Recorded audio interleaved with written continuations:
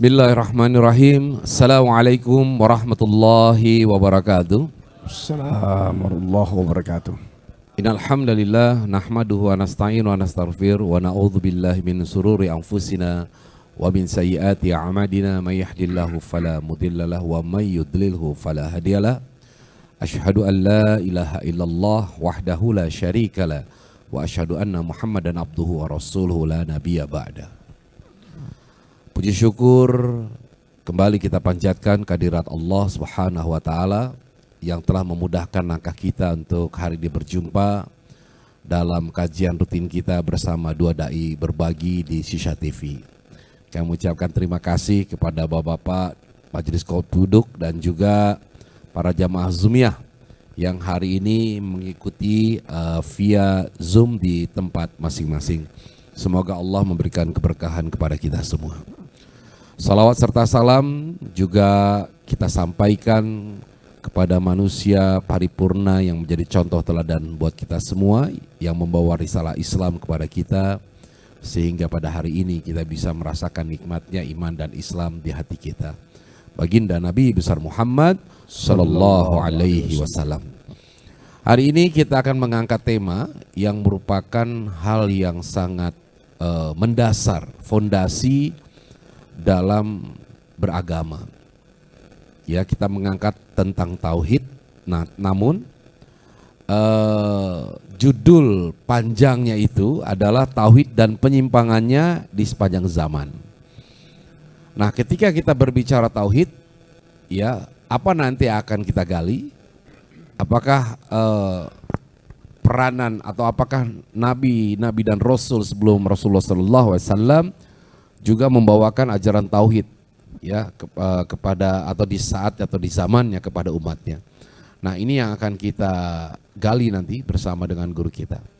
Namun sebelumnya mari kita tenangkan hati kita untuk mendengarkan pembacaan ayat Al-Quran yang akan disampaikan oleh guru kita Ki Muhammad Ali. Namun sebelumnya mari sama-sama kita membacakan surat Al-Fatihah agar Allah Subhanahu wa taala memberikan ridhonya pada malam hari ini. Ala hadiniyah wa likulli niyatin shalah ala hadratin Nabi Mustafa sallallahu alaihi wasallam. Al-Fatihah. A'udzubillahi minasyaitonir rajim. Bismillah.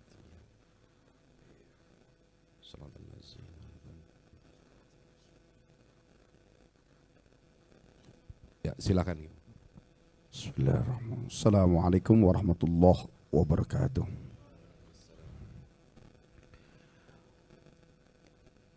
أعوذ بالله من الشيطان الرجيم.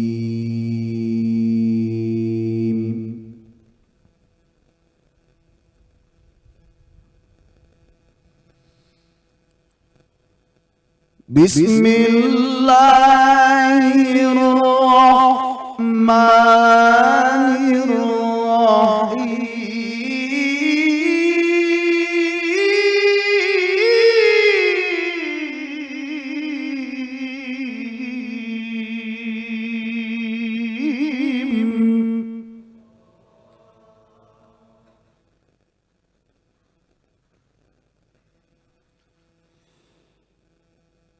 وَإِن تُطِعْ أَكْثَرَ مَن فِي الْأَرْضِ يُضِلُّوكَ عَن سَبِيلِ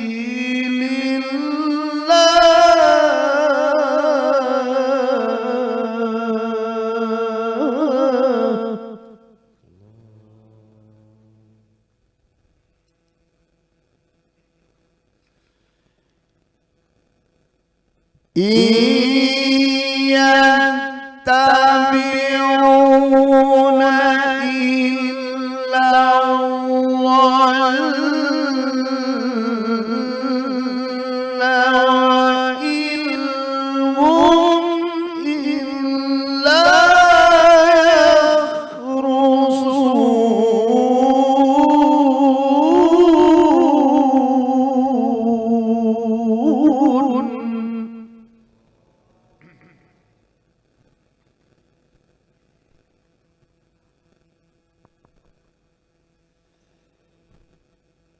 وإن تطع أكثر من في الأرض يضلوك عن سبيل الله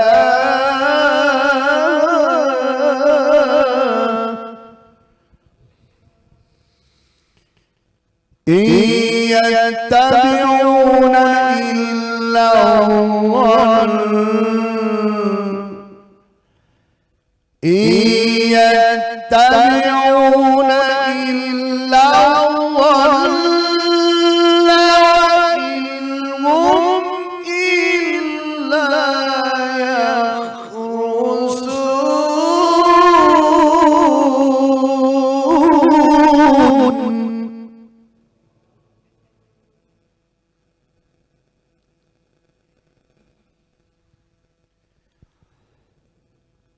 إن ربك هو أعلم من يضل عن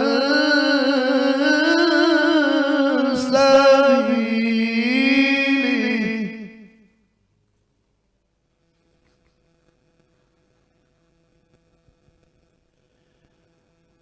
وهو أعلم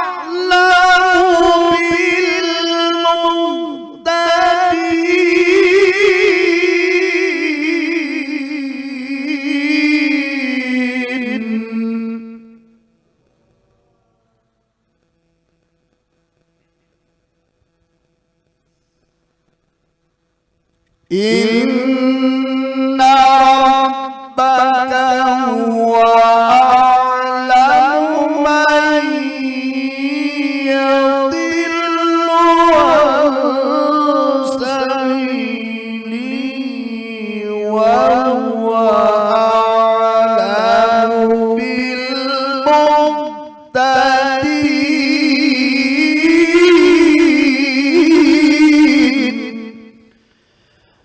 وهو أعلم بالمهتدين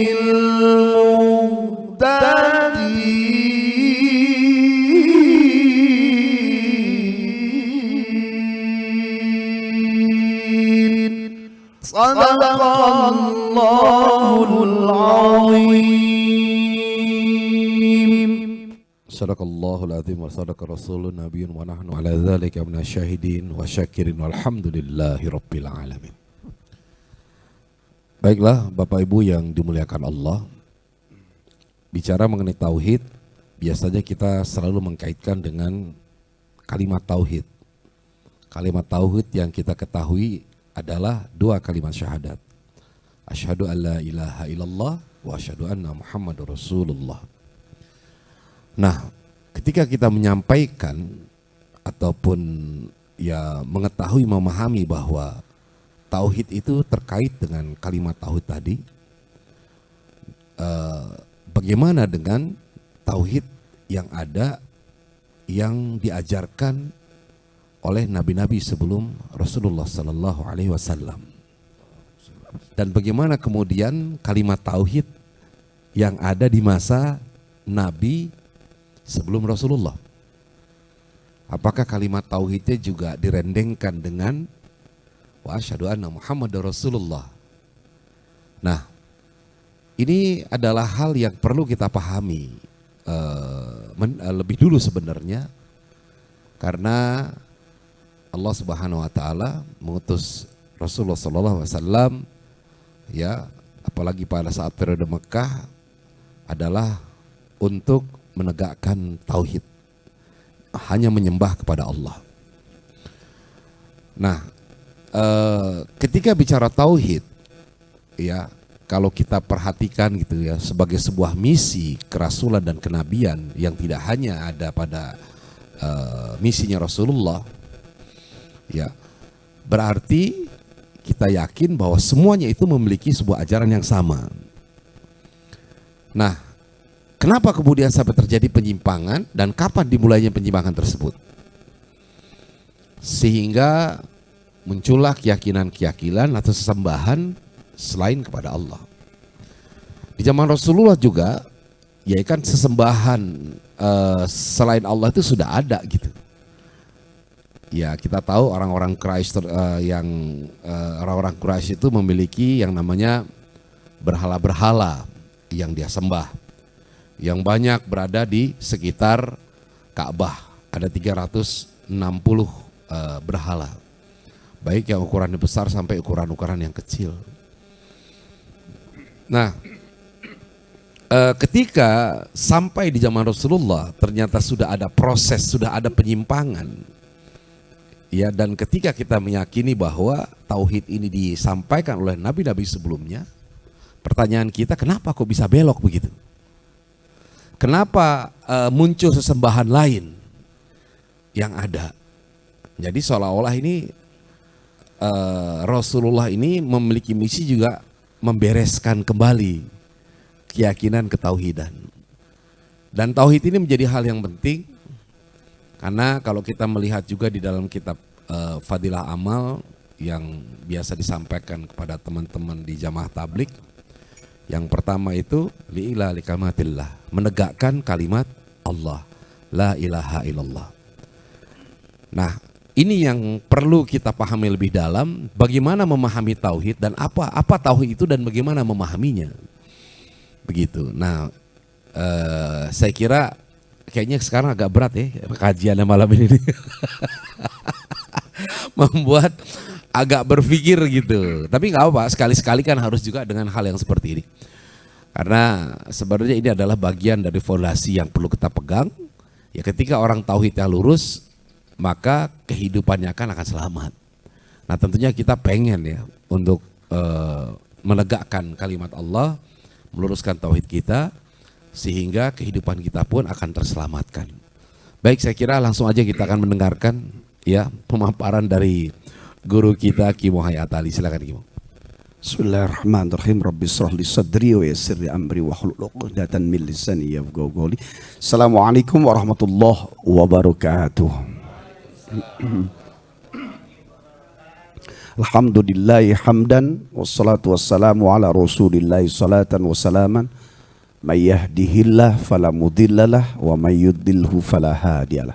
Asyhadu an la ilaha illallah, asyhadu anna Muhammadar Rasulullah. Allahumma salli ala sayyidina Muhammadin wa ala ali wa sahbihi ajma'in, amma ba'du. Qala Allah ta'ala fi kitabihil karim, yarfa'illahu alladhina amanu minkum walladhina utul ilma darajat. Sadaqallahul azim wa sadaqa rasuluhul habibul karim wa nahnu ala dhalika minasyahidin wa syakirin walhamdulillahi rabbil alamin.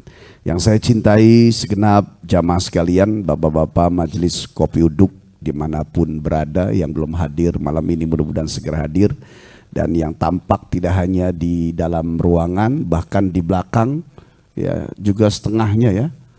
Cuma di belakang tuh kayaknya ada mengkilat-mengkilat sedikit itu kayaknya ya. Ya memanjang sepanjang berapa puluh meter ke belakang, senang gelap-gelapan gini. Jadi insya Allah ini ada ashabul yamin, ada ashabul yasir.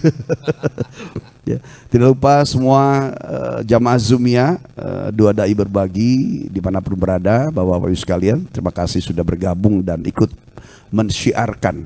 Sepertinya di majelis kopi uduk, sepertinya di Shisha TV, hakikatnya kita menggaungkan suara keberpihakan ya dari bumi, insya Allah ditatap oleh Allah yang ada di tempat zatnya ya.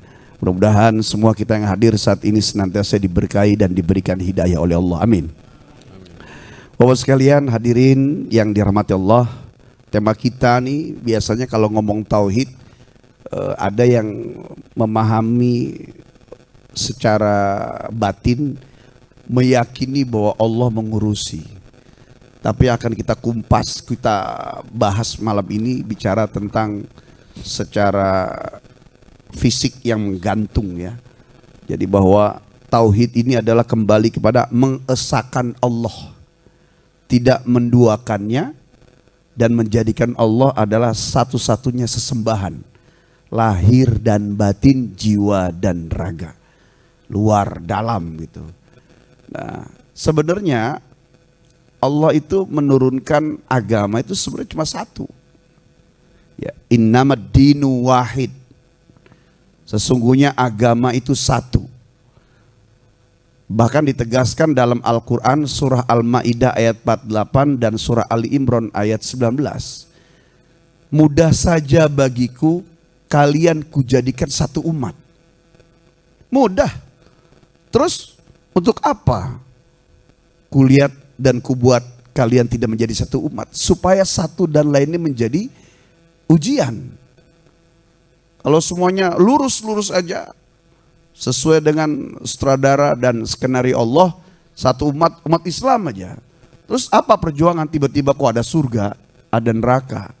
Tujuannya kan itu. Ya.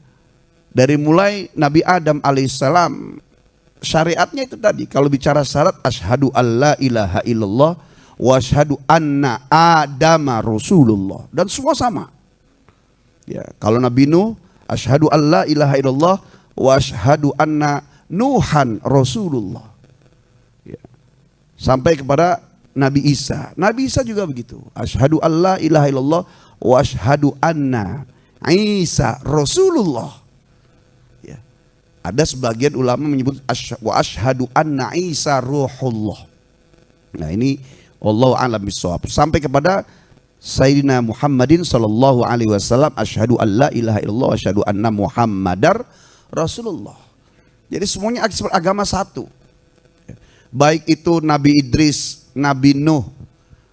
Ya, mereka diajak oleh Nabi Nuh, menyembah Allah dan mengajak umatnya untuk sama-sama menyembah kepada Allah. Kemudian Nabi Ilyasa, Nabi Ibrahim. Asyhadu alla ilaha illallah wa asyhadu anna Ibrahima Rasulullah.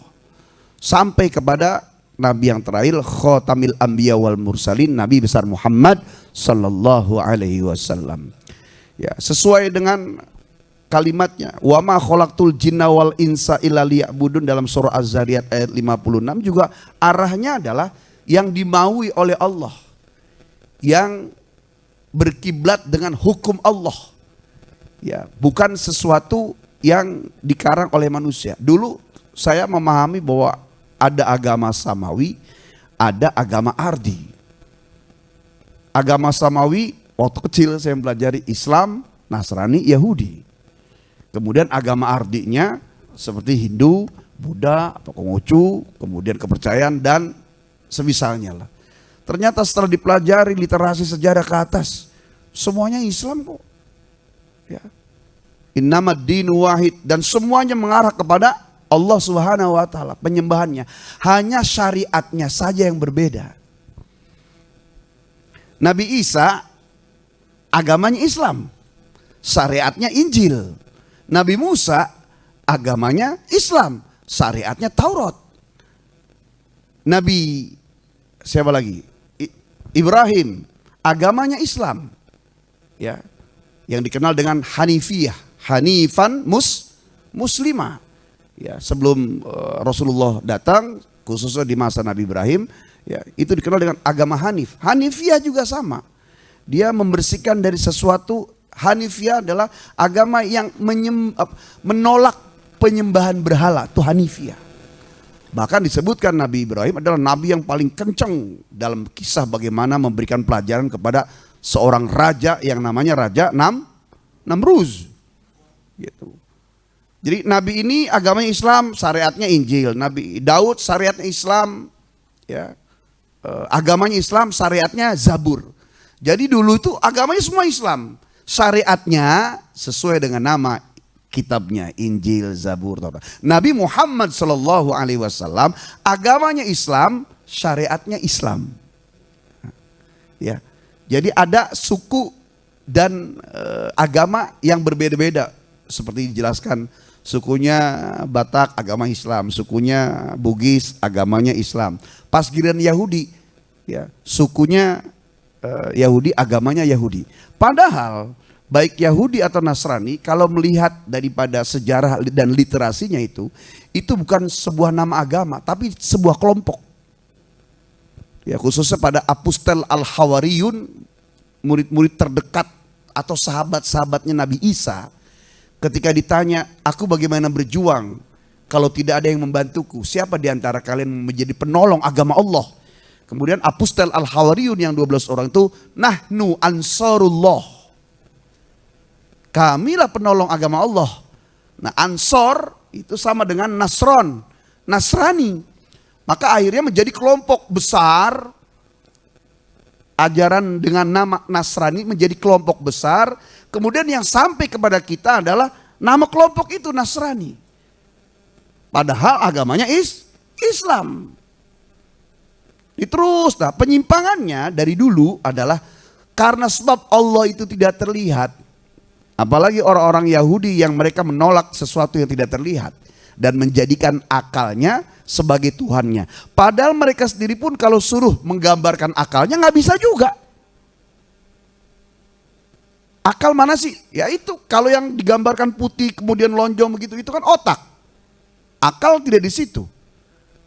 Orang Yahudi menolak kebenaran, orang Yahudi menolak sesuatu yang bersifat mitos, bersifat pokoknya nggak masuk di akalnya, tolak. Sementara mereka sendiri pun tidak bisa menggambarkan bagaimana itu akal. Karena akal juga batin juga, Pak. Kalau yang ada di balik tempurung kepala mereka, otak. Ya. Jadi semua literasinya itu Islam. Nah, ayatnya saya rangkum nih. Ada beberapa ayat yang kemarin saya tulis.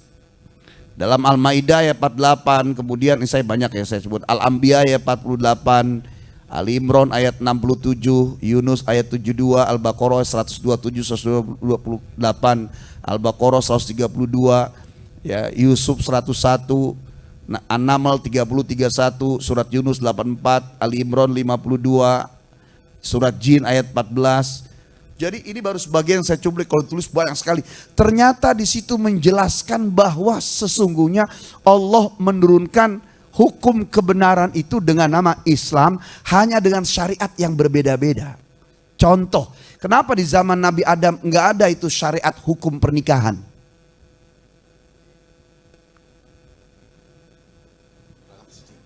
Hah? Hah? Nggak ada umat. Karena nggak ada orang. Ya, belum ada orang. Jadi ibarat sebuah bangunan, orang meletakkan pondasi, seluk, kemudian lantai, tiang, dari mulai landscape, infrastruktur, interior segala macam. Dan Rasulullah itu yang peletak batu terakhir itu loh. Ya. Bagaimana bisa? Karena sebab syariat yang berbeda, kemudian disebutkan bahwa agama berbeda. Jadi ternyata yang saya pahami, ya, agama samawi ya cuma satu, Islam itu tadi.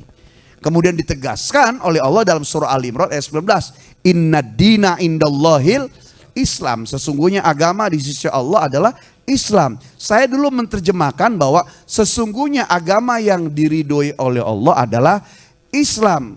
Agama yang lain tidak diridhoi atau belum mendapatkan keridhaan dari Allah. Tapi agama itu juga datangnya dari Allah. Ternyata setelah ditelusuri lagi, memang cuma Islam.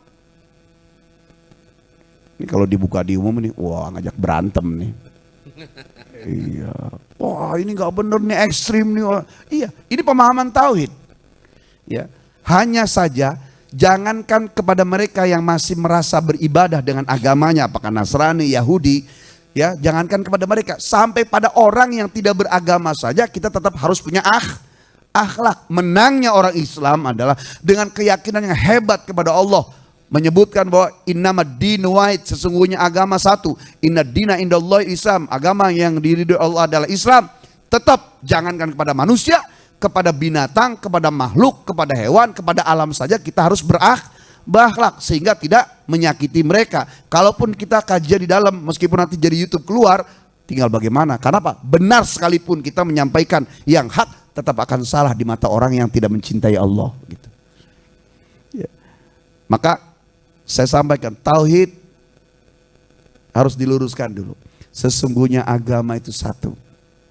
Sampai akhirnya di ujung di Al-Maidah ayat 3. Al-yawma akmaltu lakum dinakum wa atmamtu alaikum ni'mati wa raditu lakumul islam madina.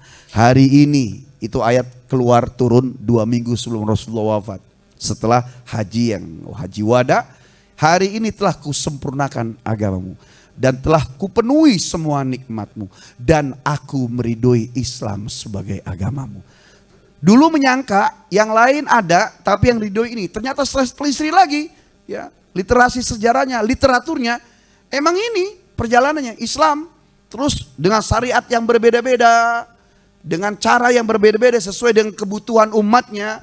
Kemudian dipagari sampai Rasulullah sebagai peletak batu terakhir. Bahkan Nabi Muhammad SAW itu kebanyakan syariatnya justru menyempurnakan, melanjutkan dan menggaungkan syariat Nabiullah Ibrahim alaihissalam.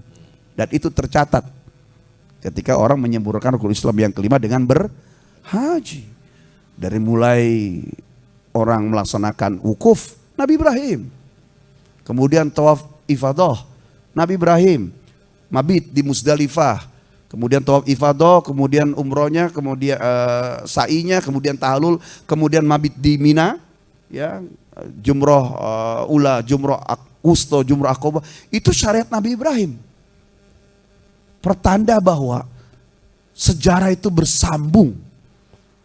Nggak ada yang keputus di tengah atau dikeputus di penghujung sebelum Nabi, seperti Nabiullah Isa alaihissalam yang pernah kita sampaikan. Nabi Isa juga beriman dan beribadah menyembah Allah, dan dia mengajak umatnya untuk sama-sama bersamanya menyembah Allah subhanahu wa ta'ala. Kalau seandainya mereka, saudara-saudara kita ini mengetahui dan tahu sejarah, sebenarnya mereka menerima. Hanya karena tadi udah asyik dan mansyuk, asik pada kondisi yang sekarang. Ya, tidak banyak yang diharamkan. Rata-rata orang masuk Islam, mereka tahu Islam itu benar, hanya sebab harus khitan, harus sholat sehari 5 waktu, tidak bisa sama telepon bergaul bebas, dia harus puasa sebulan. Syariatnya dianggap memberatkan, mereka tolak kebenaran itu. Dan itu termasuk orang yang sombong, karena makna sombong itu sendiri adalah meremehkan orang lain. Yang kedua, menolak kebenaran. Ya. Nggak ada yang terputus. Nabi Isa juga sama menggaungkan Allah, Allah, Allah, hanya karena sebab punya mukjizat, bisa ngobatin orang sakit, ngobatin orang yang matanya buta, ya disebut anak Tuhan. Bahkan bisa menghidupkan orang yang sudah mati dengan izin Allah, ya mereka menyebutnya Tuhan yang menjelma manusia. Dan itu dirusaknya oleh siapa? Dirusaknya oleh bangsa Romawi, bangsa Yunani, yang mereka sebelumnya adalah ketika Isa itu ada di Palestina, ada di sekitarnya. Orang Romawi ini mereka orang pagan, paganisme, orang yang menyembah berhala. Ya, enggak ketemu di sini, mereka itu menjaga budaya, dan budayanya kalau ditelusuri ada budaya Raja Namruz. Zaman Nabi Isa udah enggak ada patung. Yang ada patung zaman Nabi Ibrahim. Ketika mereka melihat Nabi Isa ini setelah dihabisi oleh orang Yahudi, kembali lagi Yahudi nih. Nah, jadi sebenarnya orang Kristen itu kalau mau marah jangan sama orang Islam. Orang Nasrani kalau mau marah benci jangan orang Islam. Marahnya kepada dua golongan. Satu, marahlah kepada bangsa Yahudi yang membenci Islam, yang menolak kenabian Nabi Isa, yang mengatakan bahwa Isa itu bukan anak Tuhan, bukan siapapun, tapi dia anak haram yang gak punya bapa. Menolak kebenarannya, ya. Dan marahlah kepada orang-orang Romawi bangsa Yunani yang mereka berbudaya paganisme, yang biasa menyembah dewa-dewa, dewa matahari, dewa bulan, dewa cinta, dewa air, dewa tanah. Dan mereka membesarkan dewa-dewa itu di akhir bulan Desember, tepatnya tanggal 25. Sebenarnya gak nyambung. Maka kita kalau ngeliat saudara kita yang Nasrani sebenarnya jangan marah. Nggak benci. Kita justru kasihan karena mereka dibodohi oleh para pendahulunya. Dan ini bukan sesuatu yang kita benci, bukan. Ah, tolong dong di Indonesia nih hormati perbedaan. Iya silakan di majelis. Kita menghormati dong, kita punya akhlak. Tapi kita kepada sesama muslim kuatkan akidah di situ. Akidah benteng keluar, tauhid adalah gantungan ke langit. Diyakini dalam hati bahwa agama yang diturunkan oleh Allah dan diridhoi kemudian disempurnai ya oleh Allah Subhanahu wa taala hanya Islam. Hanya karena sebab syariat-syariat yang berbeda kepada nabi-nabinya tidak memutuskan literasi sejarah bahwa tauhidnya adalah agama itu Islam, Tuhannya hanya satu, Allah Subhanahu wa taala yang patut disembah, dan ini kebenarannya sempurna sampai kepada zaman baginda Rasulullah sallallahu alaihi wasallam. Dan sebagai sunnatullah, kehidupan dunia itu selalu ada dua. ada langit, ada bumi, ada siang, ada pagi, ada petang, ada surga, ada neraka, ada baik, ada buruk, ada halal, ada haram, ada hak, ada batil, ada laki-laki, ada nggak ada yang di tengah. Mutlak itu. Ya. Ini harus diyakini. Islam tuh nggak abu-abu. Ya. Kalau lihat sejarahnya lagi, orang Yahudi menolak kebenaran, orang Nasrani melebih-lebihkan. Yahudi, apa ini nabi nggak punya bapak? Orang Nasrani di saat itu, wah ini anak Tuhan nih, bahkan bisa ngehidupin orang. Wah, Tuhan menjelma manusia, sehingga ada Trinitas. Kalau Islam tuh logik saja. Allah mampu menciptakan manusia tanpa ayah, tanpa ibu. Nabi Adam menciptakan manusia tanpa ibu, hanya laki-laki, hanya bapak saja. Siti Hawa diciptakan dari mana? Tulang rusuk Nabi Adam, tanpa ibu. Allah menciptakan manusia tanpa ayah, hanya ibu saja. Siapa? Nabi Isa. Allah menciptakan manusia pakai ayah, pakai ibu. Siapa? Kita semua. Ayatnya ada jelas, ya kan? Nggak ada yang di tengah. Ya jangan kata urusan Tuhan. Ya, sampai urusan kita mau tidur baca doa, bangun tidur ada doa, bercermin ada doa, keluar masuk kamar mandi baca doa, mimpi buruk ada doa, mimpi jelek ada doa, ngeliat sesuatu yang indah ada doa. Mutlak hal yang gitu saja lengkap syariatnya, apalagi urusan ketuhanan harus lebih jelas lagi. Maka disebut wallahu haqqun, Allah itu hak, wan naru hak, wal jannatu hak, wan nabi Muhammad sallallahu alaihi wasallam hak, wal Qur'anu hak, semuanya hak. Lihat, Bapak kalau melihat ada orang ditalkin di kuburan, itu menjelaskan tentang hak. Nggak ada yang abu-abu, ya, semua yang jelas, ya. Berbalik, tidak ada yang di tengah, nggak ada yang abu-abu. Gitu. Maka nilai tauhid, penyembahan kepada Allah, kita harus meyakini bahwa Allah Subhanahu wa taala menurunkan hanya satu literasi hukum, ya, dan syariat yang berbeda-beda, tapi hukumnya sama dengan Al-Qur'an. Sampai akhirnya yang besar di akhir sebelum Rasulullah diutus adalah dua kelompok Yahudi yang menjadi keturunan, asal katanya Yahuda. Yahuda itu anak salah satu daripada Nabi Yakub. Anak Nabi Yakub ada 12, yang ke-11 adalah Nabi Yusuf, yang ke-12 adalah Bunyamin, yang ke-8 adalah Yahuda. Inilah cikal bakalnya Yahudi. Jadi kelompok Yahudi, kemudian kelompok Nasrani. Maka karena sebab inilah Allah memberikan peringatan. Di mana?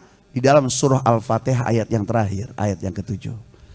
Kalau kita membacanya, siratal ladzina an'amta alaihim ghairil maghdubi alaihim waladdallin. Sebelumnya, ihdinas siratal mustaqim. Tunjukkanlah kami jalan yang lurus. Ya Allah, jalan lurus kemana? Kata Allah, nggak bisa kamu langsung kepadaku. Karena Rasulullah saja melalui malaikat Jibril. Ini kalau dipahami ihdinas siratal mustaqim, ternyata maknanya dalam tafsir itu arsyidna ilaihi. Arsyid. Arsyada yursyidu irsyadan fahuwa mursyid. Oh, tunjukkanlah kami jalan lurus, nggak langsung minta petunjuk dari Allah, berarti melalui guru, mursyid, orang soleh, ya para kiai, para ustadz, sampai pun dari anak kecil, selama itu kebenaran, itu adalah petunjuk dari Allah. Maka dinamakan petunjuk irsyad, hidayatul irsyad. Kalau yang mutlak datang dari Allah namanya hidayatul taufik. Untuk bisa menurunkan hidayah taufik dibutuhkan dulu lewat hidayatul irsyad. Apa yang diminta dari isyadat, dari nasihat itu, dari petunjuk itu? Siratal ladzina an'amta alaihim. Allah membagi manusia di seluruh dunia menjadi 3 golongan. Kelompok pertama an'amta, kelompok kedua al-maghdub, kelompok ketiga ad-dallin. Apa itu an'amta? Yaitu jalan orang-orang yang diberi nikmat. Nikmat apa? Nikmat hidayah. Hidayah apa? Hidayah is catatannya dan mampu mengikuti kebenarannya. Jadi bukan hanya KTP Islam, keluarga Islam, dari kecil Islam, lingkungan Islam, tapi lingkungan akhlaknya tidak mencerminkan dia orang Islam. Kemudian tidak hanya sekedar Islam, dia mencari kebenaran itu. Itulah modalnya akal goriza tadi untuk mencari kebenaran. Ya. Jalannya orang yang diberi nikmat Hidayah, nikmat hidayah. Hidayah ya, dan mampu mengikuti kebenaran Islam. Di sini ditentukan bahwa kita nggak boleh cukup sekedar beragama Islam, disuruh cari tahu kebenaran Islam itu. Terus kemudian dilanjutkan, ghairil magdub, bukan jalan orang yang dimurkai, dilaknat oleh Allah. Ulama tafsir menyebutkan ini adalah kelompok Yahudi. Saya nggak menyebutkan agamanya kalau di sini. Kelompok Yahudi. Apa itu kelompok Yahudi? Yang mereka selalu ngeyel. Lihat dalam surah Al-Baqarah, ya, dari mulai ayat belasan puluhan sampai ayat 170, Pak. Masih membahas tentang Yahudi. Super ngeyel, super duper ngeyel. Yahudi itu pernah dikasih oleh Allah langsung, Pak. Ya. Mereka meminta makanan dari langit dan diturunkan makanan dari langit, brek, nyampe di mukanya. Kan kalau model kayak kita nih, nggak usah makanan. Tiba-tiba ada apa tuh, oh, subhanallah, berarti benar nih Allah subhanahu wa ta'ala. Subhanallah, beriman kita. Mereka itu sampai, kami meminta makanan wahai Allah. Kalau kau turunkan makanan, kami akan beriman langsung. Diturunin makanan dari langit, Pak. Untuk satu kaum Bani Yahudi. Brok, mereka makan. Setelah itu, ini mungkin sesuatu yang terjadi sesekali saja. Sampai mereka diancam oleh Allah. Kau boleh masuk dalam satu kota, pertanda kalau kau memang taubatan nasuha, beriman, hijrah kepadaku, kata Allah, maka masuklah ke dalam kota itu dengan merangkak. Mereka lakukan, Pak, merangkak, udah dalam kota berdiri lagi. Termasuk diantaranya adalah jangan ke laut, jangan berlayar, jangan nyari ikan di hari Sabtu. Mereka tabrak. Akhirnya maka ucapan doa Nabi Ibrahim, mereka menjadi monyet.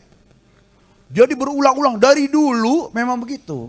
Karena apa? Tadi ada jawaban, anni faddaltukum 'alal alamin. Kami menjadikan bangsa Yahudi banyak karunia-Nya dari Allah. Jadi ternyata, Pak, sebagaimana saya pernah bilang, bahwa orang yang banyak diberi nikmat, maka Allah juga iringkan pengujinya, penghasutnya, dan balaknya. Nah, siapa manusia yang paling banyak karunia dan banyak cerdasnya? Ya, Yahudi. Siapa manusia yang dia paling banyak ngeyelnya kepada Allah? Yahudi. Dan itu terjadi sampai sekarang, Pak. Gitu. Maka kita berdoa kepada Allah tadi dalam doanya, ghairil maghdub. Ya Allah, tunjukkanlah kami jalan lewat orang-orang soleh, para guru, para kiai, para jangan siapapun dia membawa kebenaran. Tunjuk kami jalan yang lurus, yaitu nikmat hidayah Islam dan mampu mengikuti kebenarannya. Asalkan jangan yang dua. Yang pertama magdub, yaitu gaya-gaya Yahudi. Yang mereka dikasih anugerah banyak, otaknya, rezekinya. Bahkan Amerika, bapak-bapak sekalian, itu yang jumlahnya 45 negara ya, itu punya hutang kepada Israel. Makanya kita ngelihat, Amerika nih ngebantu Israel karena punya hutang kepada Israel. Jumlahnya ratusan juta itu penduduk orang Amerika punya hutang kepada negara, ya, satu kelompok yang kalau diaspora semua Yahudi yang asli di Israel, bukan Yahudi yang selain Israel, jumlahnya nggak lebih dari 10 juta, Pak. Orang ratusan juta punya hutang sama yang negara yang 10 juta. Dan tak terkalahkan. Lihat ya produknya. Microsoft, Intel, Pentium, Yahoo, Google, Facebook. Itu produk Yahudi semua. Sampai disebutkan kalau di luar negeri orang ya pengen bangun perusahaan, ya nggak usah 2 atau 3 Yahudi. Cukup 1 Yahudi taruh jadi direktur utama, maju perusahaan itu. Memang Allah kasih itu. Ya. Yang satu Yahudi menolak kebenaran, satu lagi ad-dallin.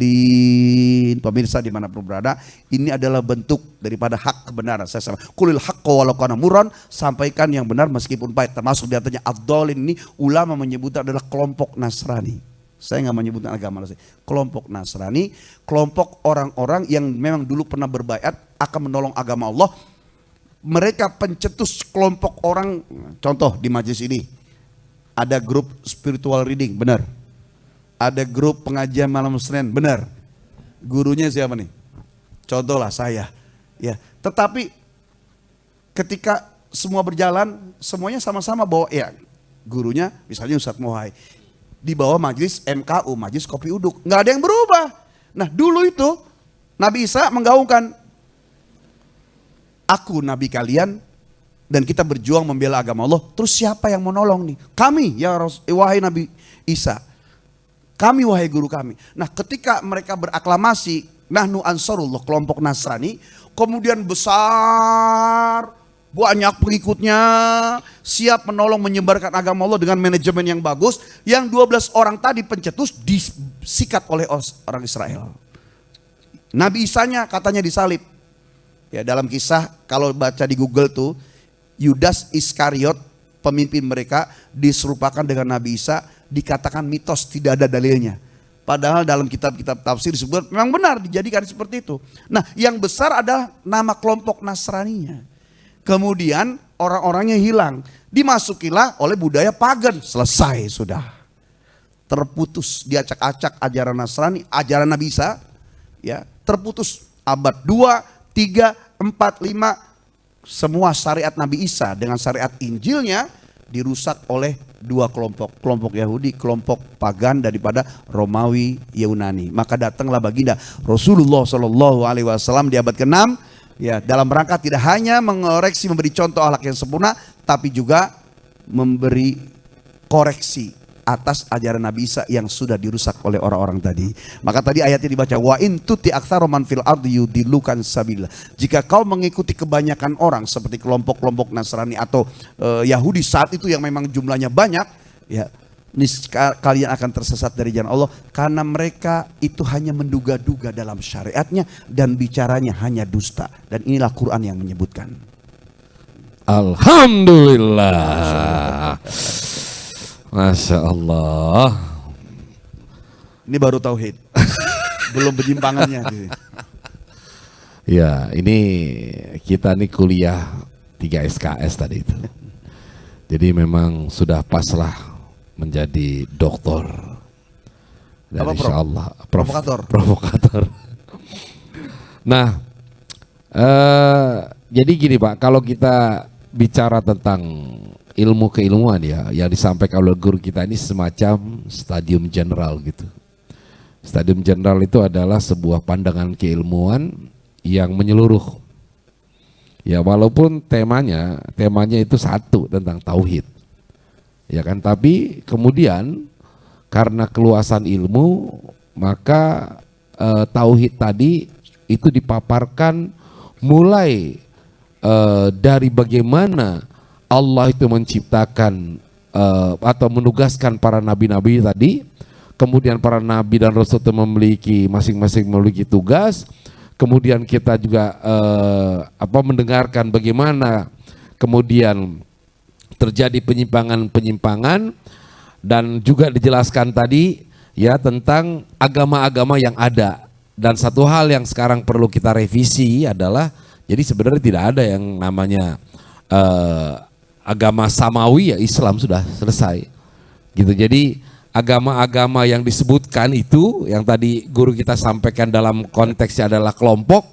Nah itu ya Islam gitu. Nah ini yang barangkali yang menarik untuk kita pahami bersama.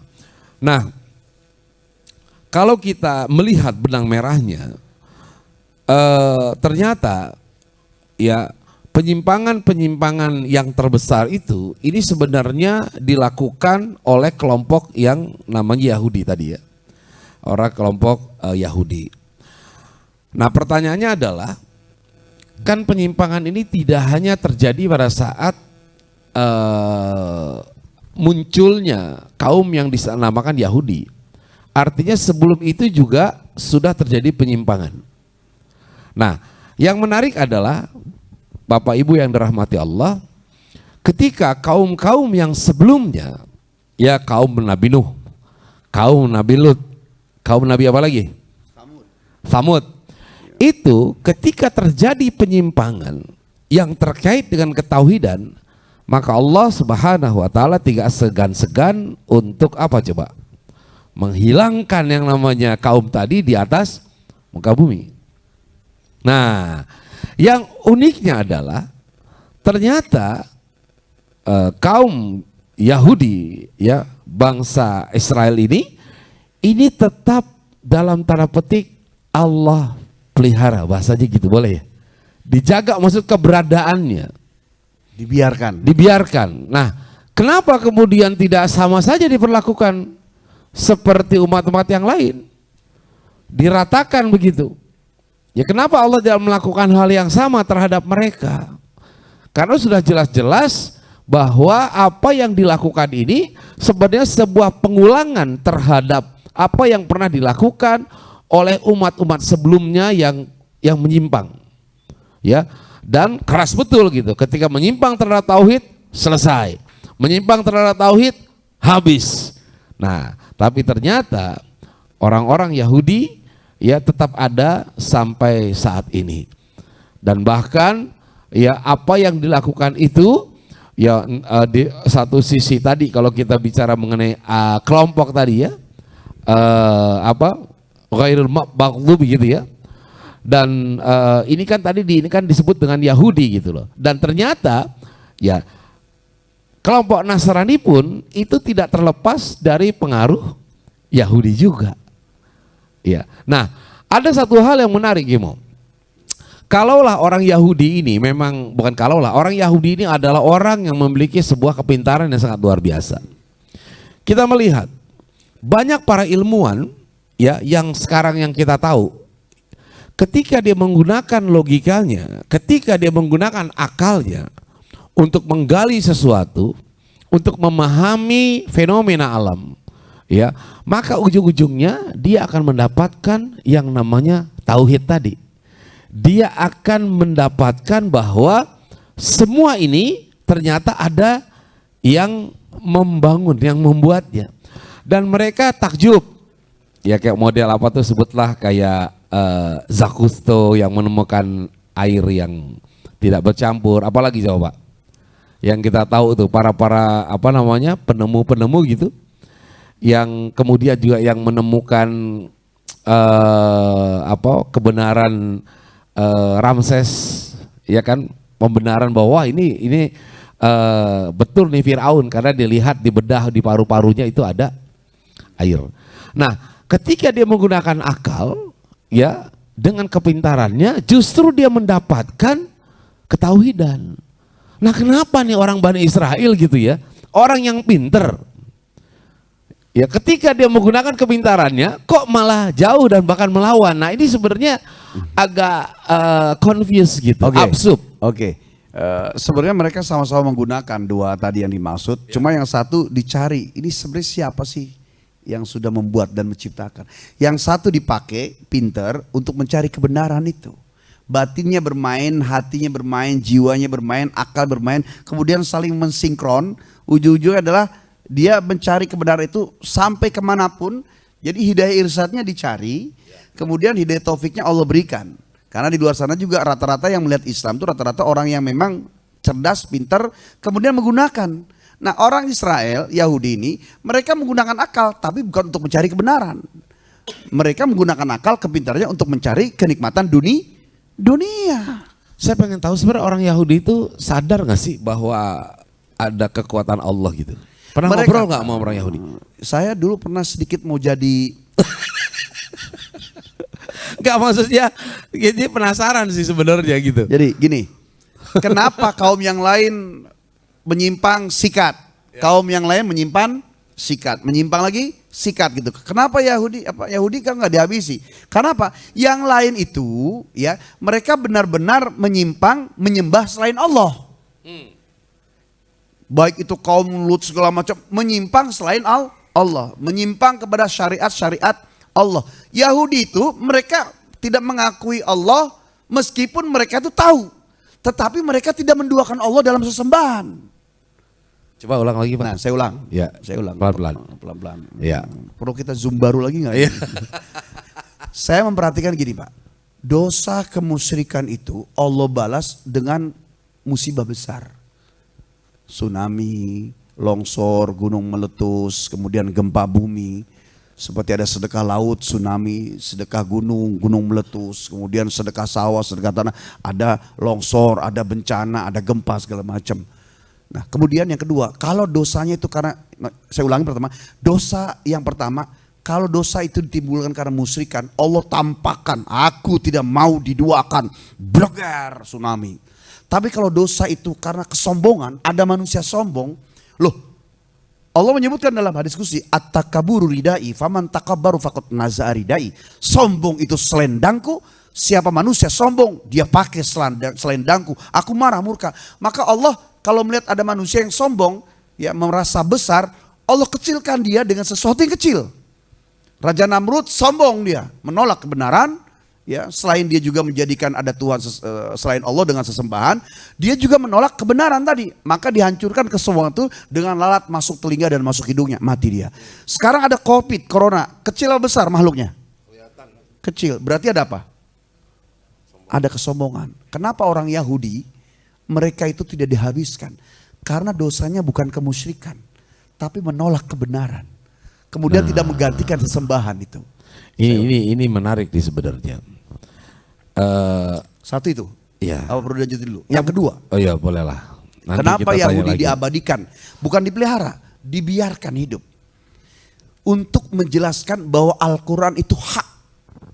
Karena dalam Al-Quran ada kata Yahudi. Kalimatnya ada banyak diantaranya. Walan tardo angkal Yahud. Walan nasor hatta tattabi amillatahum. Walan tardo. Walan harfun nawasib. Tardo fi'il mudhari. Fi'il yang berlaku sedang sekarang dan sampai akan datang. Dari kalimat tardo di sini adalah fi'lul istiqbal.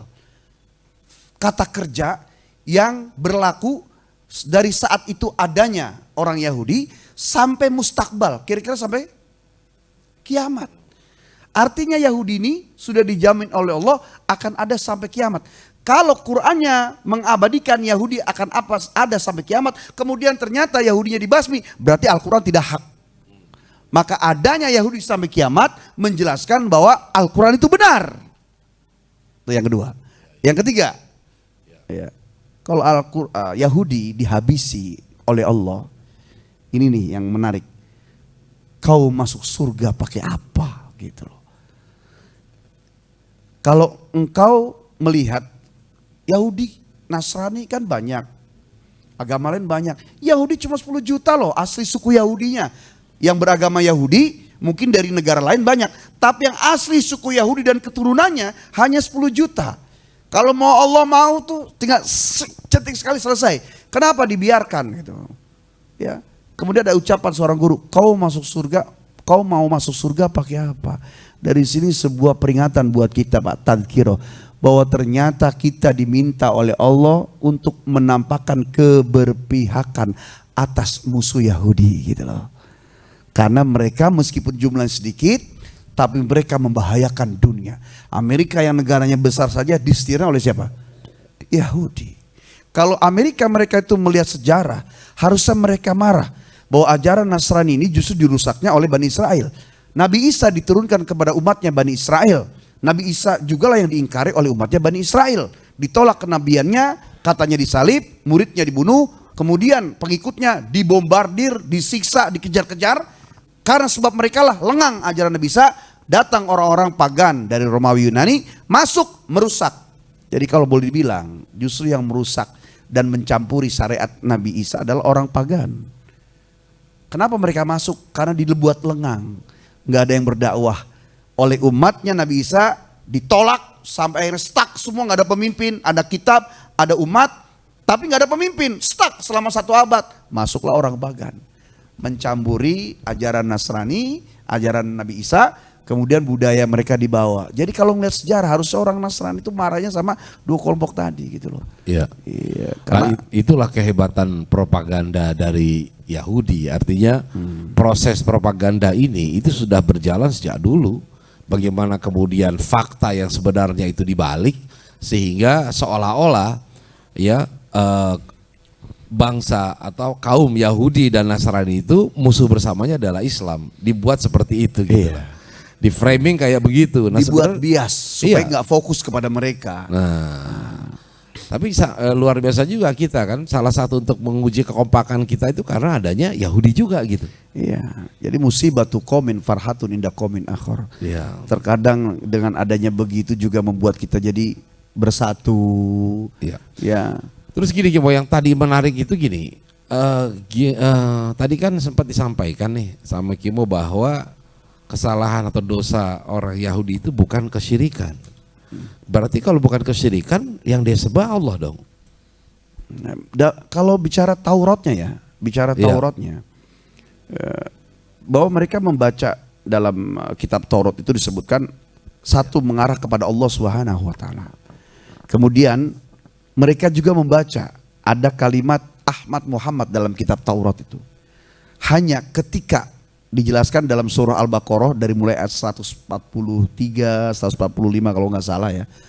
Itu mereka menyembunyikan kerasulan Nabi Muhammad karena para pemimpin-pemimpin Yahudi ini punya kepentingan ingin mencari keuntungan dari umatnya. Kalau saya gaungkan Nabi baru, ada Muhammad, nanti berpindah, hilang jatah kepentingan dunia saya. Maka ditutupi. Maka dalam kitab Maulid Diba itu disebutkan Al-Hadis, saya boleh baca ya. Allahumma salli wa sallim wa barik alal hadits tsani an atoi bin yasarinan kabil akhbar qala laman yawi taurata illa sifran wahidan kana yakhtimuhu wa yudkhinuhu sunduk falamma mata bi fatahtuhu fa idzan fi nabiyyun yakhruju akhiruz zaman mauliduhu bi Makkah wa hijratuhu bil Madinah wa sultanuhu bisyam. Dari Atha ibni Yasar menceritakan bahwa ketika dia masih bapaknya hidup, bapaknya pernah bilang, kau baca kitab Taurat ini sampai tuntas, tapi jangan kau baca satu lembar. Kemudian satu lembar itu ditaruhlah di sebuah kotak. Di sebuah kotak, dan kemudian dia membaca, menceritakan, falamma mata abi, dan ketika bapakku mati, fatahtuhu, aku buka yang dalam kotak itu. Ya. Faidzan fihi, ternyata di dalam kotak itu lembaran satu yang dipisah dari kitab Taurat. Isinya faidzan fihi, ternyata di dalamnya ada cerita, ada kabar. Nabiyun yakhruju akhiruz zaman, nanti ada seorang nabi keluar di akhir zaman, mauliduhu bi Makkah, lahirnya di Makkah. Ya, wa sultanuhu, ya, wa hijratuhu bil Madinah, nanti hijrahnya ke Madinah, wa sultanuhu bisyam, dan kerajaannya di Syam. Itu sudah ada di kitab Taurat. Kaget ya atau biasa nih. Oh, barulah mereka menerima. Dikasih ciri-cirinya.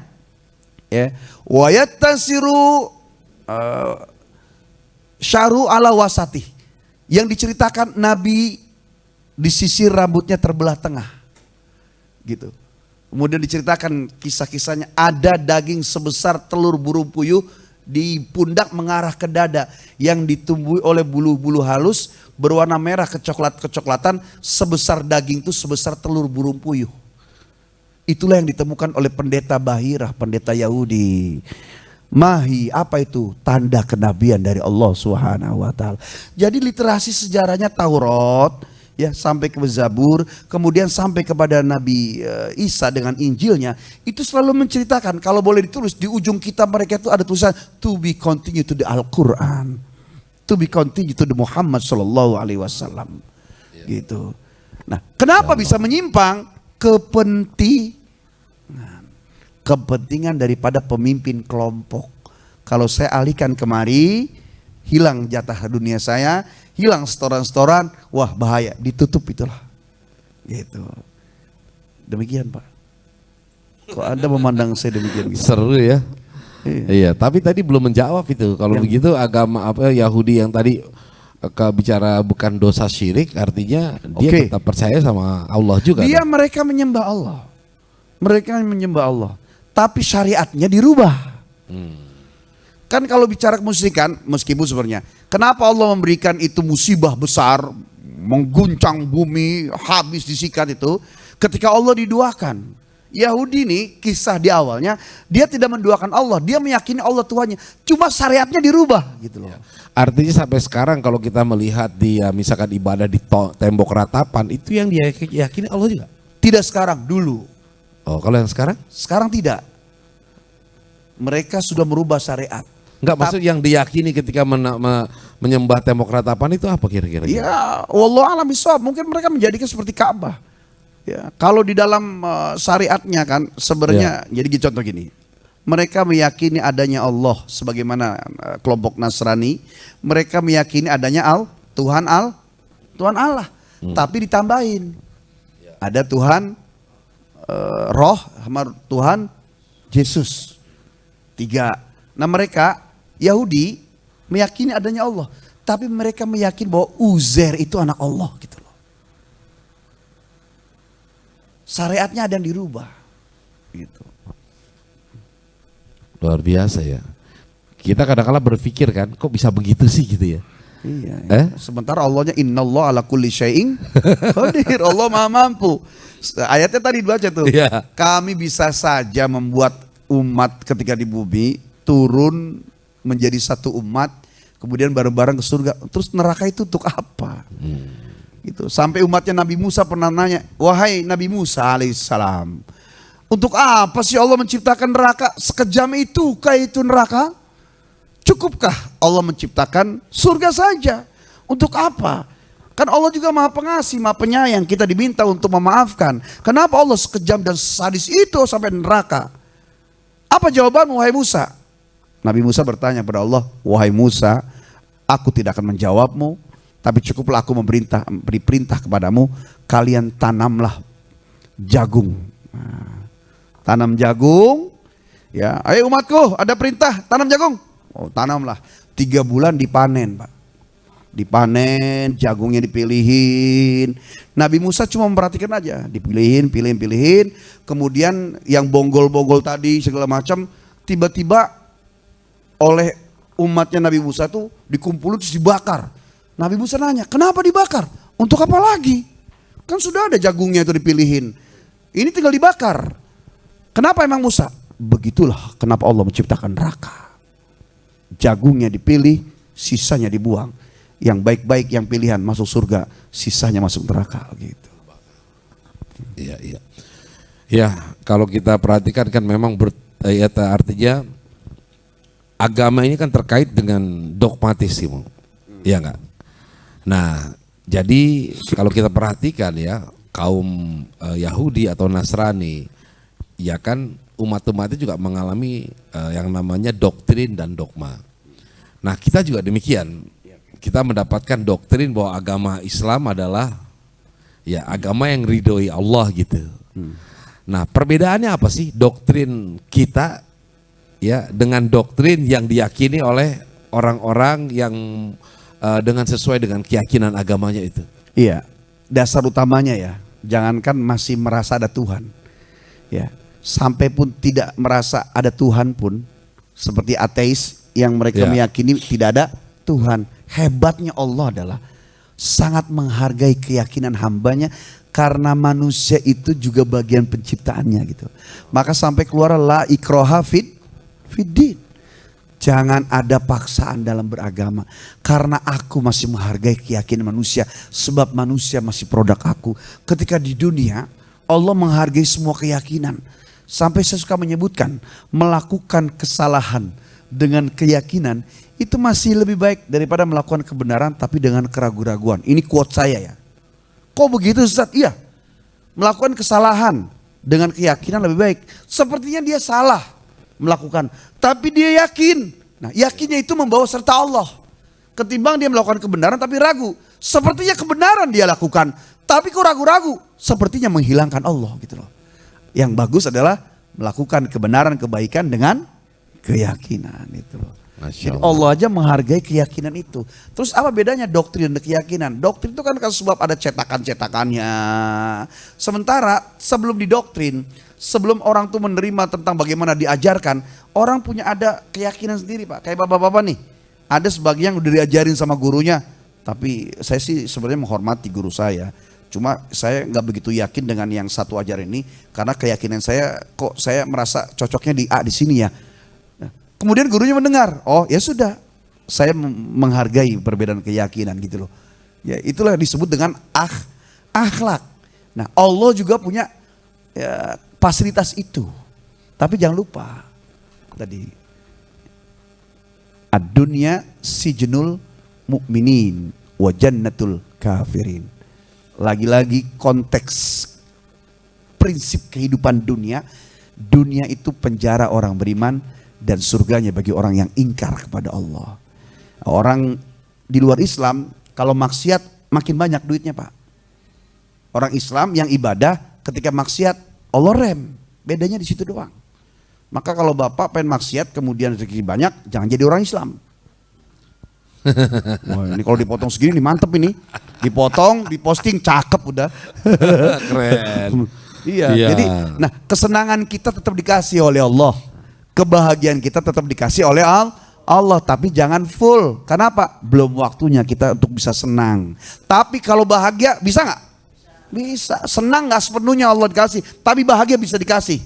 Bagaimana caranya? Cukup hadirkan Allah dalam hati, meyakini, dipenuhi hak Allah, ya kemudian memenuhi kewajiban kita, bahagia insya Allah. Dan itu baru DP. Ya, karena bahagianya berkah dan benar. Nanti pas nanti di akhirat, barulah itu bahagia sesungguhnya, gitu. Iya, memang ya, ya faktor hidayah ini sangat sangat berharga gitu ya. Ya saya mungkin waktu itu pernah cerita ya Pak ya, teman saya dulu yang sesama di Nasyid Senada itu, Erwin kan dia mendapatkan hidayah itu ketika usia SD kelas 3 kalau salah. Ya waktu itu dia ngobrol sama teman-temannya, bahkan dia sedang pulang dari rumah ibadahnya pada waktu itu. Kemudian dia ketemu temannya, lu dari mana? Gue dari sini katanya. Ah nggak enak agama lu. Waktu masih kecil nih. Emang kenapa sih? Katanya bangga bener dia ngeliat teman yang ngomong gitu. Nah kan gue dong, gue ketemu Tuhan gue 1 hari 5 kali. Ya kan, lu cuman sekali seminggu. Mana sayang Tuhan lu? Ya kan, Tuhan gue nih 1 hari gue ketemu 5 kali. Pasti lebih sayang, karena lebih sering ketemunya. Nah, ini kan sebenarnya sesuatu yang sederhana ya. Tapi ketika kemudian itu tadi Allah sertakan dengan hidayah taufik ya. Walaupun kayaknya hidayah irsyadnya lucu-lucuan ini, kayak ngobrol ya biasa begitu. Kemudian dia benar mikir, oh iya katanya, wah kalau gitu gue pengen Islam deh. Itu begitu. Nah kebetulan memang ternyata nih orang tuanya nikah beda agama. Dia nggak tahu, ibunya Islam, cuman ikut ke bapaknya. Oh dia yakin, wah kalau gitu ibu saya Islam, gue boleh dong. Tapi waktu itu dia belum ceritakan ke orang tuanya. Nah pada saat ujian, dibagikanlah ujian agama kan, ditanya agamanya apa? Islam, dia nunjuk Islam. Dia juga dikasih soal 10 menit, 15 menit, 30 menit, gak bisa ngerjain kan, mulai keringetan tuh, keringetan dia, dan ujung-ujungnya nangis. Sampai akhirnya gurunya bingung disamperin. Kenapa kamu nangis gak belajar? Belajar Pak. Loh, tapi kamu kenapa gak bisa? Ya saya gak bisa Pak ngerjain ini. Kenapa? Ya agama saya sebenarnya bukan Islam Pak. Loh, kamu kenapa nunjuk tadi pas Islam? Ya saya mau Islam Pak katanya begitu. Akhirnya ibunya dipanggil, diajak diskusi sama gurunya, dan ibunya bilang ya udah terserah anaknya. Akhirnya dia sejak SD masuk Islam. Lantaran apa? Itu tadi hidayah irsyad yang kalau dilihat ukurannya sederhana banget. Mana sayang Tuhan lu, ya kan ketemunya seminggu sekali, itu pun kalau nggak hujan katanya. Ya, sepertinya kan? Temannya provokator, tapi begitulah sebenarnya cara gitu ya. Tadi gitu ya, mayyadihillah fala mudhillalah wa mayyudlilhu fala hadiyalah. Nah, tapi kan gini Mo. Artinya itu kan manusia punya hak kehendak bebas ya. Tapi di satu sisi ternyata ketika manusia membuka hatinya, maka disitulah masuknya hidayah taufik. Iya, jadi hidayah itu seperti sinyal Pak. Setiap saat Allah tebar. Kalau di sekitar kita itu ada wifi, ya, kemudian kita buka wifi itu, masuklah di sinyal pada kita. Tapi kalau misalnya kita nggak buka meskipun ada wifi, kira-kira masuk nggak itu sinyal dia? Enggak, hidayah itu ditebar, cuma hati dibuka apa enggak? Orang rata-rata di luar Islam tuh kalau ke Islam mentok, waduh sunat, waduh sholat 5 waktu, aduh harus ini, nggak boleh makan ini. Orang ragu di situ. Sementara sebagian lain ada orang yang apapun deh, saya yang penting tenang. Ternyata ketika menyebut nama Allah dia tenang. Meskipun ternyata harus berat, dia harus khitan di usia 40 tahun. Kemudian dia harus melaksanakan sholat, dia harus begini. Ternyata nyaman dan tenang itulah yang buat orang mampu melakukan apapun, gitu loh. Ya, dan itulah hidayah, itulah akan menciptakan di dalam hati bagaimana orang bisa menghadapi dan melakukan apapun karena nyaman itu mahal gitu loh. Insyaallah. Oke, ini dari tadi kelihatannya serius banget ya. Kalimatnya alhamdulillahilladzi anzala sakinata fi qulubil mu'minin liyasdadu imanan ma imanihim.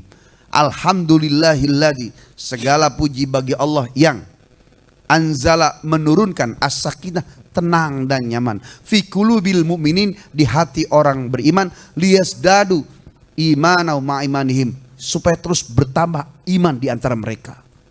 Begitu. Jadi meskipun berat, udah kamu kesini aja, tapi macet nih Pak. Udah, nanti kalau udah nyampe sini insya Allah saya bantuin deh. Kira-kira kalau udah dibuat tenang begitu, nyampe nggak macet-macet? Macet, akan nyampe. Gitu. Allah bukan dikasih petunjuk, kalau nyampe dikasih hadiah banyak. Ya, ridho, surga, nah, maka payah-payah lah gitu. Makanya pemahaman itu harus dipegang kuat. Ilmu akidah. Maka di SD itu di MI ada akidah dan tauhid. Pelajaran akidah tauhid. Akidah itu benteng kepada manusia. Ya, kalimatnya la a'budu ma ta'budun wala antum abiduna ma a'bud wala ana abidum ma abatum wala antum abiduna ma a'bud lakum dinukum, agamamu agamamu, agamaku agamaku. Kita saling menghormati. Tapi kalau tauhid itu kepada Allah. Maka disatukan pelajaran akidah tauhid. Gitu. Akidahnya akidah Islam, tauhidnya tauhidullah. Dikunci dengan syahadatut tauhid, asyhadu alla ilaha, dan syahadatur rasul wa asyhadu anna muhammadar rasulullah. Luar biasa ini hari ini. Kayaknya efek nanti setelah ini makannya pada banyak loh. Karena kita diajak untuk berpikir keras, dan biasanya energi berpikir itu membuat perut jadi lapar, Pak. Ini wajar sebenarnya. Ya, jadi ini sinyal juga sih sebenarnya. Pertama belum makan, kedua emang lapar, ketiga emang tadi luar biasa menguras, ya. Yang keempat memang doyan. Gitu. Apa lagi? Oke, ada yang mau ditanyakan nggak ya? Kita asik banget gitu. Ya udah, silakan dah. Ya, silakan. Tidak ada udah akar pun jadi. Silakan dah. Sebentar. Assalamualaikum warahmatullahi wabarakatuh, Pak Ustaz. Assalamualaikum warahmatullahi wabarakatuh. Tentang tauhid yang saya mau tanya, Pak Ustaz. Di fase umur berapa kita sebenarnya benar-benar yang bertauhid, Pak Ustaz? Karena ada fase di kita itu menyebut mencari jati diri di umur-umur remaja. Dan kedua, dengan apa kita memperkuat pondasi tauhid kita itu, Pak Ustaz? Karena kadang-kadang pondasi tauhid kita itu kadang goyang. Musim batu goyang, musim kembang goyang, musim ikan lohan goyang lagi. Terima kasih Pak Ustaz. Ya, alhamdulillah. Udah Daski ini kalau nanya memang bagus-bagus. Jangankan yang bahas tauhid, sampai baut kapal aja ditanya coba. Baut kapal pesawat itu gimana cara masak nyopotnya gitu. Coba. Baik, yang tadi di usia berapa, di fase berapa. Jadi kalau bicara tentang waktu ya, lihatlah, wal as innal insana lafi khusrin illa, demi masa Allah yang Maha tahu. Ya, tetapi untuk bisa nyampe kepada Allah itu harus ada petunjuk dari orang soleh. Itu permainannya di sini. Nah, Allah menyempurnakan akal itu di usia 25. Nah, ya, untuk bisa sampai kepada Allah itu dibutuhkan kekokohan sebelum 25 yang Allah sempurnakan akal. Umur 40 Allah sempurnakan hati. Jadi yang benar adalah, yang bagus, yang sering dan yang kokoh adalah ketika dia mencari kebenaran ilmunya sebelum umur 25. Kemudian sebelum 40 dia benar-benar mencari kebenaran, maka umur 40 gagahlah dia. Gitu loh.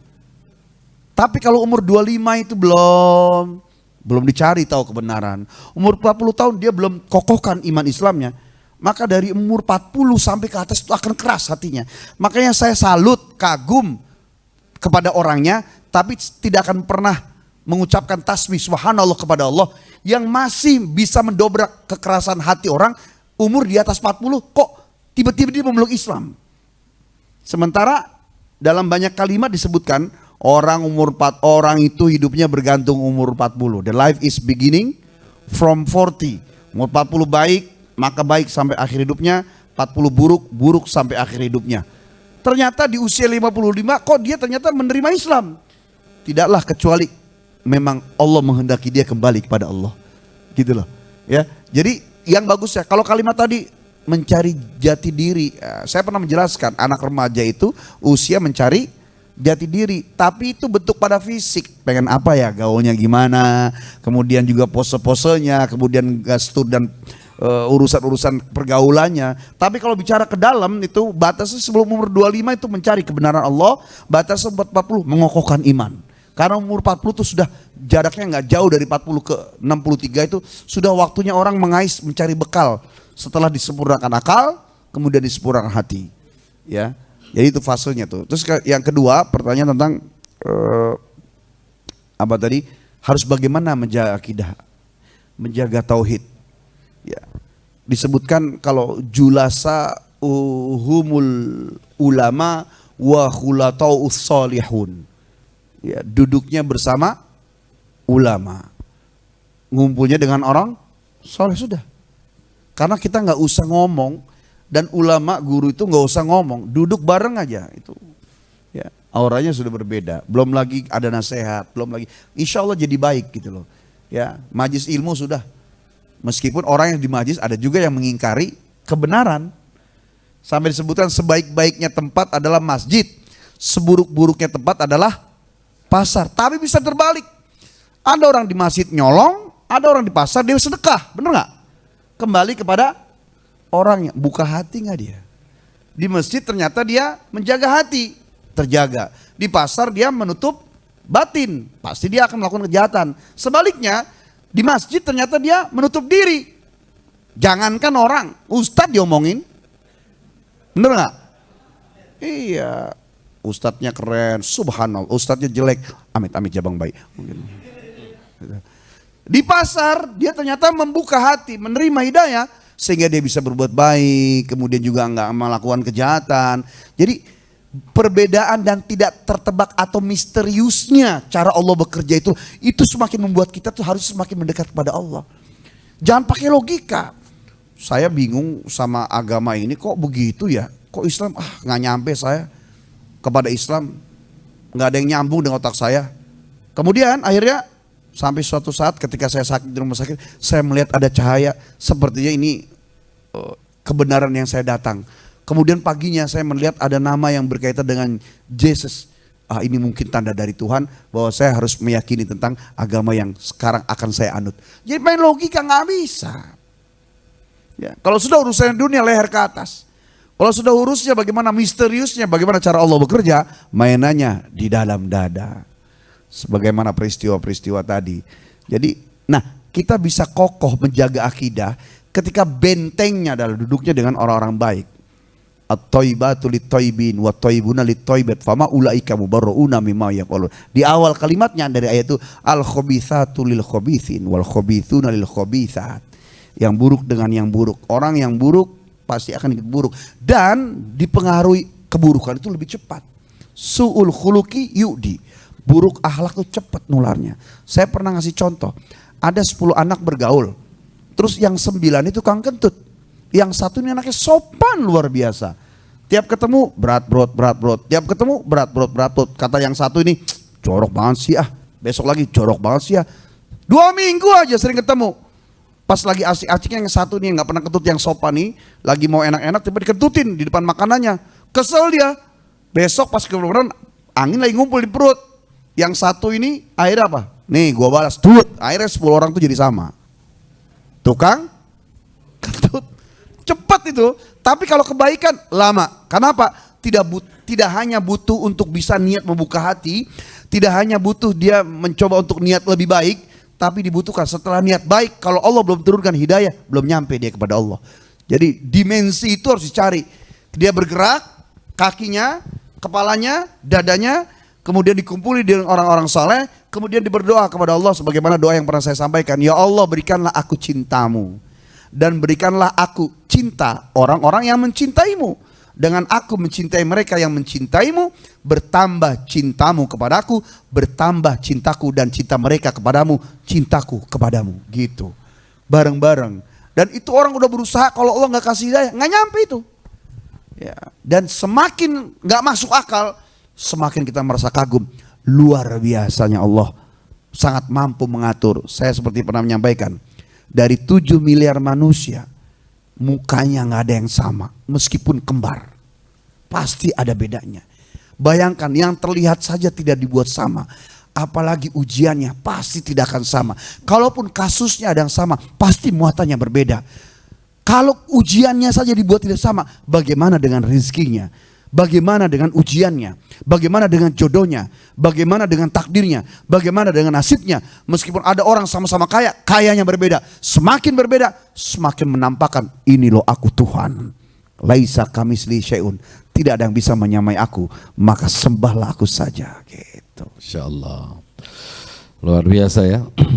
Jadi memang kalau soal kematangan itu, kalau kita kembali ke kisah teman saya si Erwin itu kan sebenarnya lucu juga Kimo. Iya. Lah dia masih kecil, balik aja belum, dosa juga belum kan. Iya. Tapi ternyata ya kalau dilihat dari sisi kematangan kan sepertinya ya anak kecil mana mateng mentalnya kan. Tapi pada saat itu Allah berikan hidayah untuk dia. Jadi kalau dipikirin otak Gitu. kita bisa ngambil hikmah doang. Iya. Tapi kalau bicara sesungguhnya bagaimana aku begitu, sudah itu apa? Mainannya Allah, takdirnya. Kisahnya gini, kisahnya obrolan cemen, receh. Aku mah 5 kali dong, ibarat orang mandi lebih bersih dong daripada kamu sekali-sekali, seminggu sekali. Itu kisahnya aja receh. Hakikatnya Allah sudah menghendaki anak meskipun di kecil, kau akan kembali kepadaku. Kisahnya lewat temennya, dan kisahnya lagi, ibunya memberi. Coba dia, anaknya mencari kebenaran. Aku mau Islam saja, ibunya nggak ngasih. Kira-kira jadi nggak anak kecil diatur oleh ibunya? Nggak bisa dia. Kamu jangan macam-macam, kamu masih kecil, nah kamu nggak ngerti. Nanti mama udah jelaskan kalau kamu udah gede. Sekarang dia menurut mama dulu, jangan ikuti orang lain. Nah selesai. Ternyata Allah buka semua pintu itu. Dikirim temennya yang akal-akalan begitu nyampe. Kemudian dikirimlah ibunya yang ternyata tiba-tiba membuka. Ya Allah bekerja, dan bekerja Allah tidak bisa dipahami oleh manusia. Manusia punya rencana, Allah punya rencana. Yang berlaku rencana siapa? Rencana Allah. Kalau sudah berlaku rencana Allah, maka Allah yang bekerja. Kalau sudah Allah bekerja, jangan campuri bagaimana cara Allah bekerja. Memang luar biasa ya pengaruh ibunya dulu, almarhum ibunya Erwin itu, gimana dia menjaga supaya bapaknya itu nggak tahu gitu. Jadi sampai dia SMA itu bapaknya nggak tahu kalau Ya dia kisahnya ibunya menjaga, jangan sampai suaminya atau bapaknya tahu. Ya. Kisahnya, hakikatnya yang membuat ini tersimpan rahasianya siapa? Ya, Allah yang menjaga rahasia itu kan gitu. ya. Itu kalau bicara tauhid selalu ujungnya adalah Allah. Kita mau bicara dari ujung ke ujung, kalau sudah bicara tentang tauhid, mengerucutnya satu kepada Allah. Berbeda dengan fikih, Pak. Fikih itu dari satu titik, kalau kita pecah-pecah, ya kemudian kita cabang-cabang, satu titik kita berasalnya, hasilnya bercabang. Fikih bercabang. Tauhid dari ujung barat ke ujung timur, ya kalau udah bahasanya apapun, ya pembahasan tentang Allah, tentang tauhid, ujungnya mengerucut sampai kepada Allah. Makanya disebut ilmu tauhid itu seperti ilmu gantungan. Mau itu baju, jas, taksedo, celana, kain, samping, apa saja Pak, warna dan corak pakaian, apa saja bentuk daripada nama pakaian itu. Tapi kalau sudah dipakai gantungan, pakai misjab, pakai hanger, digantungkan, baju itu jadi bagus. Iya, Masya Allah.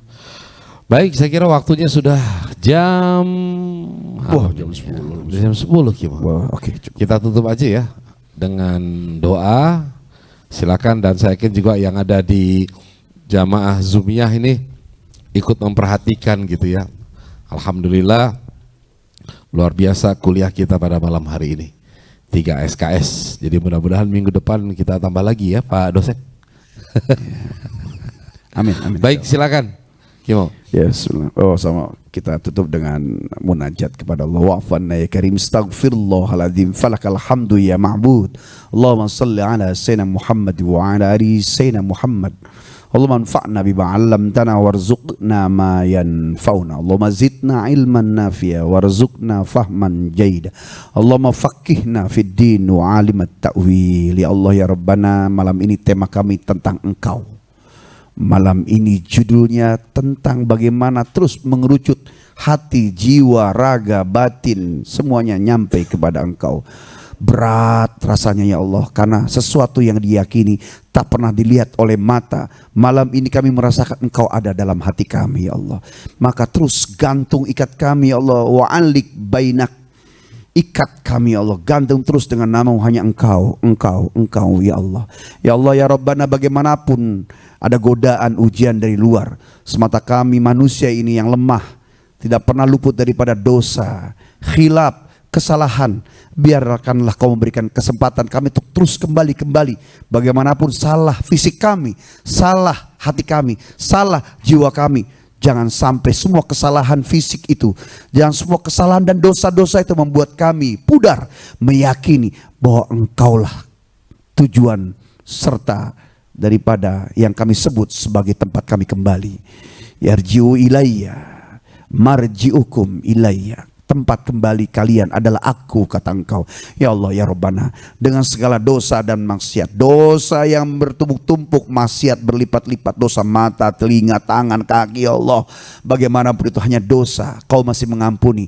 Yang jelas saat ini tidak ada dosa yang terus Kau bisa halangi kecuali mendoakan Engkau. Tidak akan pernah kami mendoakan Engkau ya Allah. Bahkan tidak hanya menyingkirkan nama-Mu, kami ingin tetap mati sebagai muslim. Wala tamutunna illa wa antum muslimun. Ya Allah, peliharalah akidah tauhid kami sampai kami menutup mata kembali padamu ya Allah. Wa'bud rabbaka hatta ya'tiyakal yakin. Menyembah kepadamu ya Allah sampai datangnya yakin. Menyembah kepadamu sampai datangnya kematian ya Allah. Dengan salah kealpaan, dengan segala kekurangan-kekurangan ya Allah. Ada ibadah yang terkurangi, ada puasa yang tertinggal, ada zakat yang tidak tertunai, ada haji yang masih ditunggu dengan hadiah-hadiah dari orang lain, dari manusia ya Allah. Tapi dengan tauhid kepadamu, mengesahkan Engkau, meyakini bahwa Engkau satu-satunya, tidak ada Tuhan selain Engkau. Bukan handphone kami, bukan berhala, bukan kendaraan, hanya Engkau yang patut disembah ya Allah. Mudah-mudahan keyakinan tauhid itu membuat kami diampuni semua dosa kami ya Allah, dosa kecil dan besar, terlihat atau tidak, disengaja atau tidak, dosa-dosa dari mulai kami berdosa sampai malam ini berdoa. Rabbana atina fid dunya hasanah wa fil akhirati hasanah wa qina adzabannar walhamdulillahi rabbil alamin. Alhamdulillah. Baik, mari sama-sama kita akhiri dengan bacakan doa kafaratul majlis. Subhanakallahumma wa bihamdika asyhadu an la ilaha illa anta astaghfiruka wa atubu ilaik. Semoga Allah Subhanahu wa taala memberikan kekuatan kepada kita, hidayahnya hingga kita bisa berjumpa kembali Ahad atau minggu depan. Wallahul muwaffiq ila aqwamit thoriq wa billahi taufiq wal hidayah. Assalamualaikum warahmatullahi wabarakatuh. Assalamualaikum warahmatullahi wabarakatuh. Anda telah menyaksikan tausiah virtual bersama dua dai berbagi yang dipersembahkan oleh Jangan kau